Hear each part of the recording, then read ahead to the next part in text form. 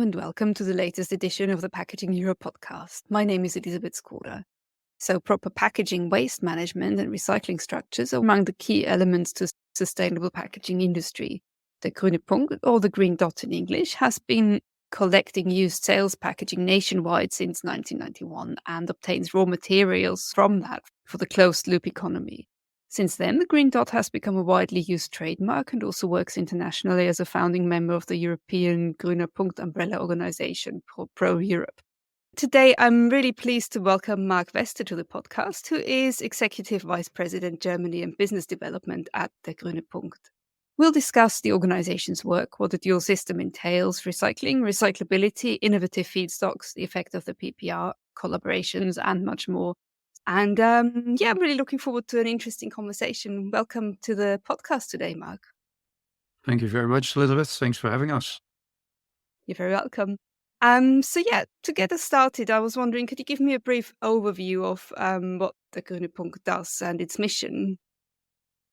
Okay. Well, the Grüne Punkt started already in 1990 as the first EPR system globally. So Grüne Punkt is based in Germany. We are a German EPR scheme.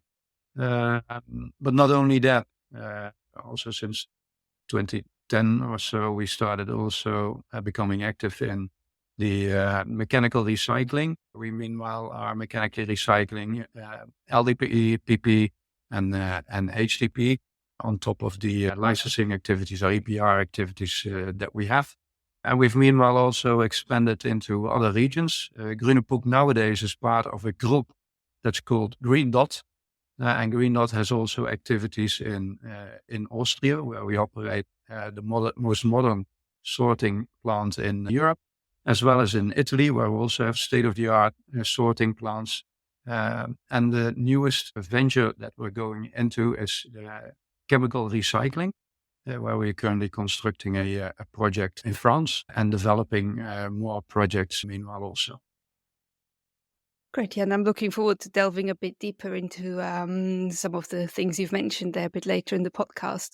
Obviously, the Grüne Punkt is a pioneer in EPR and was founded back in 1990 as the first kind of dual system. And I was wondering, could you talk us a bit through what that actually entails and how it works, for example, in Germany in particular?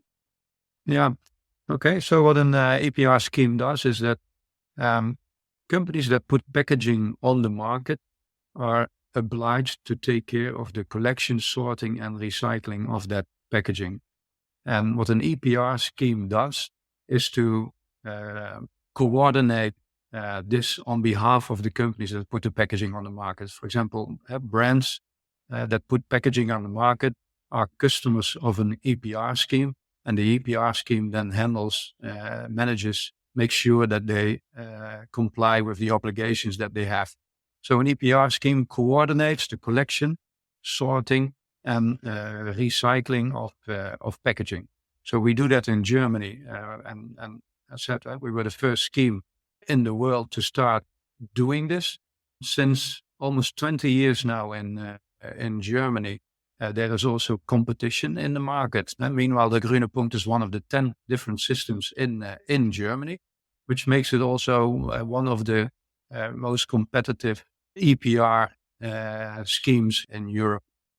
So that's a bit what we do. The way it works in Germany is that since there are multiple systems, the collection is organized by the EPR schemes jointly. It doesn't really make sense for 10 different trucks to drive through the same street to pick up the yellow bin with the yellow bag with the packaging. So that is something that we organized together as systems.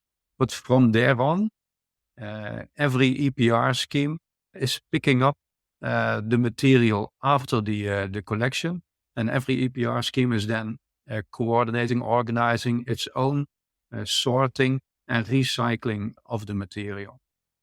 This is a heavily regulated business, so the authorities want to make sure that this is all dealt with in a very proper manner, and also meeting the objectives that the authorities set, for example, in terms of how much is getting recycled, the so-called quota, and all this administration and making sure that we comply with the regulation on behalf of the brand owners that participate in our APR scheme is something that we handle.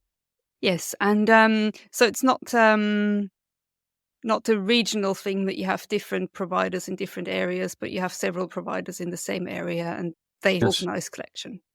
Yes, yeah. If you go even one level deeper, then indeed, for example, Germany is a big country which has many different states and regions, sub-regions. So the country is divided in sub-regions, and each EPR scheme is once in every 3 years making negotiations locally to organize for the collection on behalf of also the other EPR schemes. So it's quite complex and when Mm. you go in a bit more detail how it works exactly. Yes, it seems like that in many countries. I wondered, obviously, you collaborate with other systems all across Europe as well. Could you give me a few examples how it works in other countries and what the different challenges are there? I don't know every detail about every country, but one of the biggest differentiators is that there are also countries where you have only one system in operation, rather than like in Germany where we have 10. Uh, I would say that from that perspective, there's maybe the biggest difference between a country like Germany and a country like Netherlands or Belgium, where you typically have only one system in operation. That makes certain things more easy in terms of coordination, of course, if you only have one system. You also do see that in terms of the cost to the brand owners, there is a difference between countries where you see competition and where you do not see such competition. That makes a lot of sense. I wanted to ask generally, obviously, the PPWR has been implemented and is coming. I wondered if that had any effect on the work of the Grüne Punkt, both on the collection side or also on the commodity side. Maybe less on the collection side, but this is an important piece of regulation. The landscape in Europe is quite complex because we deal with multiple countries and each have their own regulation unless something is, let's say, dictated as a directive or as a regulation, I should say, from a European level. And this piece of regulation is helping to create more uniformity in the European landscape. The fact that there are such differences in different member states is probably most visible from the tax perspective. Taxes being put on non-recycled content or on fossil content in different ways in different member states is making it very difficult for our industry to handle. In the end, companies in this industry work on a European level, and seldom they just work in one member state only. They produce in one member state and export these products across Europe.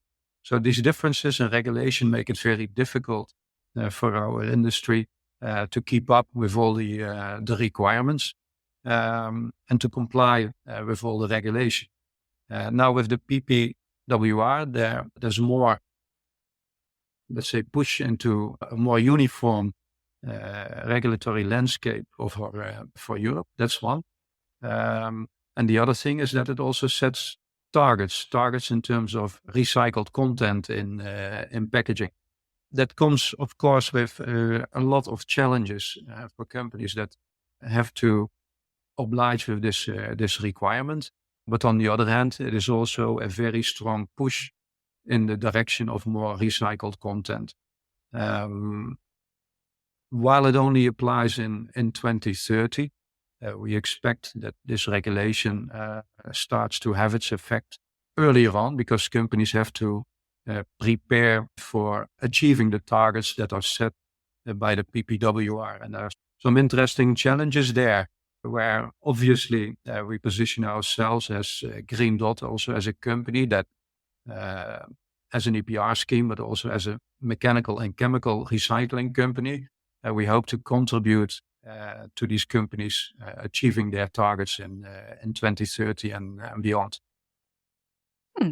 Yes, and I wanted to ask you about the mechanical and chemical recycling. Before I do that, I wanted to just quickly ask, you talked about the different systems and different methods in European countries, which makes things more difficult. Do you think there's any chance of that being a bit more unified going forward, or do you think it's just destined to stay as it Now, is? yeah, the fact that PPWR is a regulation and not a directive means that it has to be taken over by the member states. There's still a lot of implementation acts that have to follow. So the devil is in the detail in that sense. But the objectives are set on a European level. There's no possibility to not comply to that. Although I do believe that individual member states have the possibility to go beyond that. Whether that's going to happen is very unclear. So yes, this regulation will help to create more uniformity across Europe. Whereas previously the idea was that it would be only a directive. So the fact that it has become a regulation, I think, is good from the perspective of level playing field across Europe, and also more uniformity and hopefully a bit less administrative burden because the systems are more similar across the member states. Getting to the topic of chemical and mechanical recycling, and obviously, yeah, the Grüne Punkt is also a large commodity trader. Could you talk to me a bit more about that? I mean, obviously, it must be a huge advantage if you can collect your own materials to then recycle them. I guess you get greater purity of materials. So, yeah, could you talk to me a bit more about that side of the business? Yeah. So on the, let's say, more physical side of the business, when it comes to material streams, as an EPR scheme, we have good access to feedstock streams for mechanical and chemical recycling. And that is obviously an advantage, not only from the perspective of quality and knowing which qualities are out there where, because sorting plants vary quite a bit in terms of the streams that they sort out, but also the sophistication with which they do it. There are some more modern sorting plants and there are a bit older sorting plants. Technology evolves quickly. And we see that also in our newest plant in Austria, where we implement the latest technology and sort out very pure streams of relatively high quality. Which is an excellent starting point, of course, when it comes to, for example, mechanical recycling, which is quite demanding in terms of the purity of the input streams. So this definitely gives an advantage that if you're close to the sorting of these streams, that you can make sure that also for your downstream activities, you know where to get your feedstocks. So this is definitely something that we are exploiting. It's about the quality of feedstock. It's about, I think, also in the future more and more having access to feedstock, because with the PPWR, the targets are set quite ambitiously for 2030, and that means that having feedstock available will be one of the success factors, and leave alone the quality of that feedstock. But having the material to fuel your business is going to be a critical success factor. Like also having access to the right technology and right know-how in order how to convert that feedstock into a product. And when it comes to technology, it's a little bit different for mechanical and chemical recycling. I think in mechanical recycling, is more an industry where you bring existing equipment together and you have know-how on how to connect the existing dots in the form of equipment. In chemical recycling, there's still a lot of technical development, and there you need to make sure that you have access to technologies that are available and that also come available, because this is an immature industry. Still early days in the chemical recycling business. There are more than 150 companies developing these technologies. And you have to have a bit of a view of the landscape of this technology development in chemical recycling. And you also need to make sure that you have access to the available technologies, the better technologies out there that can actually be deployed. Hmm. With regards to chemical recycling, what are you most excited about there, or what technologies do you think are the most promising from your perspective? So the most promising technology from our perspective is pyrolysis, which is a technology that can handle a relatively wide window of feedstock.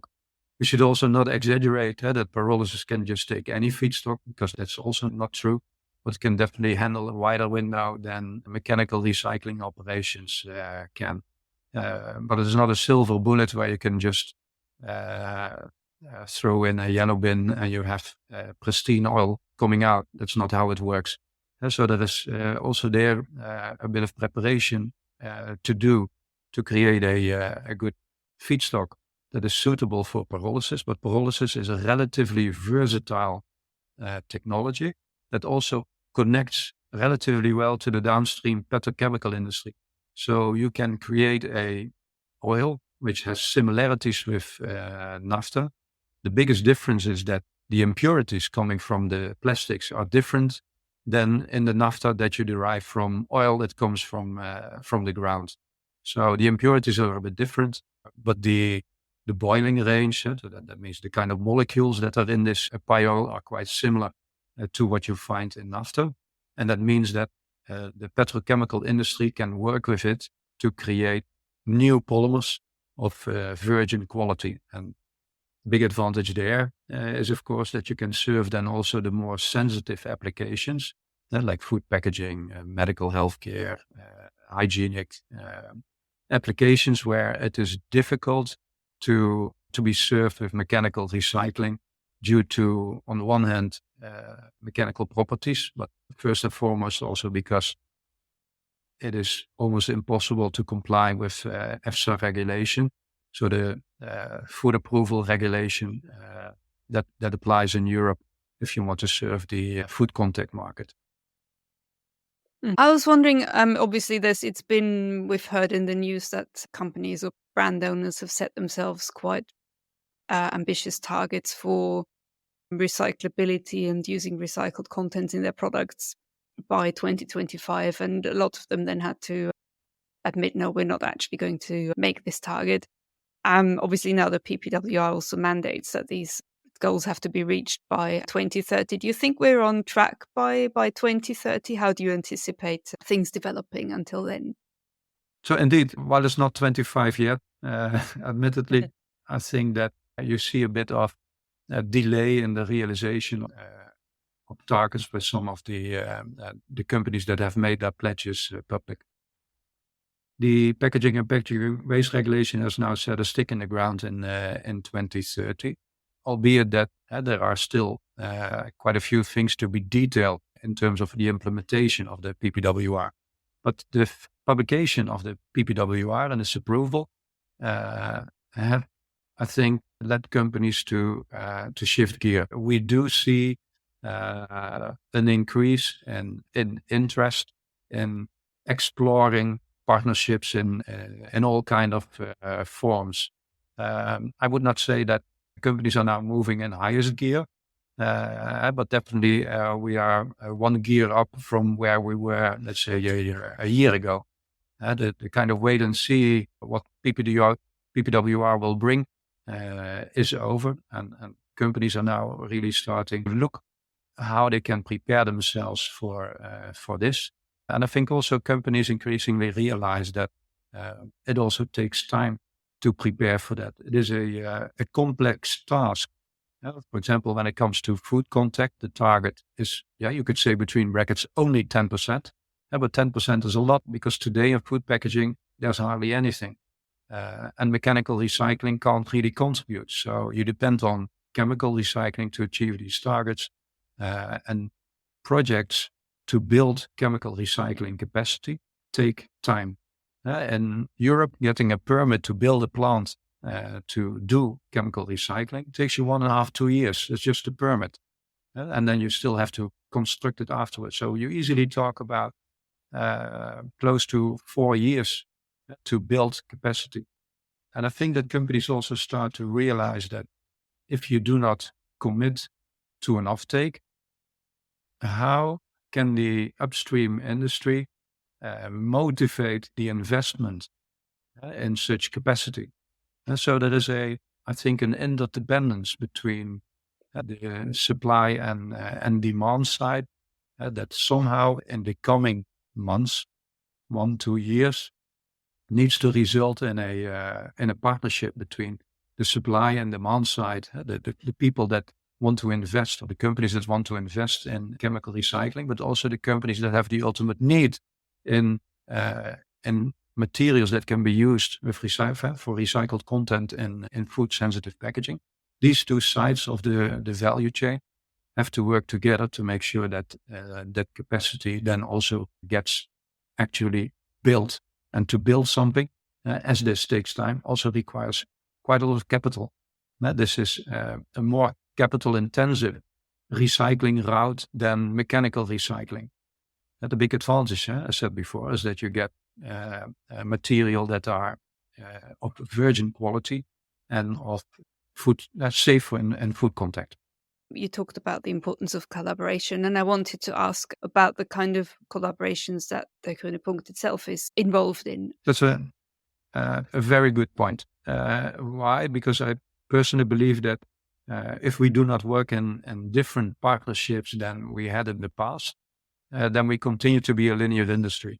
So traditionally, relationships are upstream with your supplier and downstream with your offtaker. This is also very much how in the petrochemical industry, still in the plastics chain, people act and behave. And I think that has to change. We have to partner across the value chain, vertically and horizontally. One of the things that we have recently announced is a partnership between Green Dot and Pepsi, where we are partnering together to create access to recycled content for Pepsi. And Pepsi, as a brand owner, is also responsible for the collection and sorting and recycling of the packaging they put on the market in Germany. And this is where you see then the things becoming circular. So on one hand, Pepsi is a customer of Grüne Punkt in Germany, where we act as an EPR scheme to manage their obligation for collection, sorting and recycling of their packaging. And on the other hand, we are a supplier of recycled solutions to Pepsi that we push through the value chain in the form of either mechanical recycling or chemical recycling. And in that context, we also did a lighthouse project to demonstrate also this principle, where we work together with INEOS as a petrochemical company to transform the pyrolysis oil that we have into a circular packaging, of course also with downstream converters and packaging companies for Pepsi. So that demonstrates that we work together in a different way with brands. They are not just our EPR customer. They are also a downstream customer for recycled content. So you could almost say that Pepsi is the supplier of their own recycled content, and we facilitate that material comes back. So that is a different way of working together, where we control as Green Dot everything from collection, sorting to recycling, and also demonstrate that in partnership with companies like INEOS, and we recently also published a cooperation with Shell in that respect. We are also partnering with the petchems to make that happen. So these are different partnerships than existed before. It's not pure supplier off-taker relationships. It becomes more complex, more demanding, but then again also more exciting and even more fun to work on. Yes, I can definitely imagine that. To wrap up our conversation, I wanted to ask you both, what advice would you give companies across the value chain to reach their goals by 2030? And also, how do you anticipate the next few years to go in that respect? Well, the easiest advice is come and talk to us.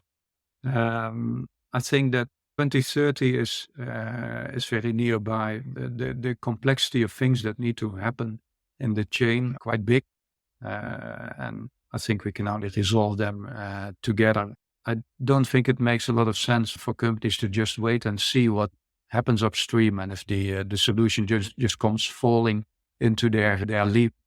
I think more and more companies are realizing that. So we need discussion. We need to understand what the detailed issues are that companies are facing when they have to comply with the PPWR, and such that we can also tweak our solutions and tweak our offerings such that the right solution falls into the right leap. So come and talk to us. And I think the coming few years are going to be very exciting and challenging. Challenging also because while on the horizon you see this push from a European regulatory perspective for more recycled content, at the same time, the recycling industry doesn't go through easy times. There's a lot of pressure on prices on one end, driven by relatively low oil and naphtha prices, and therewith also relatively low fossil polyolefin prices. And unfortunately, and this may change with the PPWR, but also with increased taxes being put on non-recycled content. So there will be a gradual change, but still today we are competing for recycled content with the fossil industry. Because, as you said, pledges have been made, but in the short term, there's a ruling. So if someone can buy fossil material at relatively low prices, the temptation to do so is still very big. And that is putting a big brake on the acceleration that there could be already today in terms of recycled content. And that's making the years, let's say 23, 24, tough years. I expect a bit of improvement in the coming 1-2 years, but I think that the real opportunity for the recycling industry is probably still a few years out when the PPWR really starts to have an impact and companies really start to act in order to be prepared and not only to talk about being prepared. Yes, that is a very important step, isn't it? To move on from talking to actually doing. So yeah, that I think is a good note to end this podcast on. And yeah, it just leaves me to thank you very much, Mark, for being here and for speaking to me today and sharing your insights. Welcome, Elizabeth. Thank you very much.